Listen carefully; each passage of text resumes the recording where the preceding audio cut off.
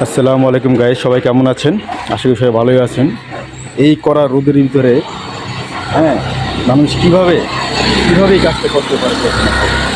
একটু মায়া মহব্বত দিল্লির ভিতরে একটু কিচ্ছু নেই। এই রোদটার ভিতরে ওপেন ফালা জবাই করতেছে, ওপেন ফালা জবাই। আপনারা সবাই দেখেন, আমি আপনার লাইভ দেখাবো, ঠিক আছে?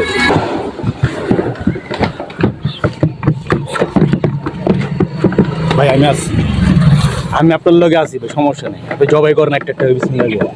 শূন্য বেকারি গোসাই।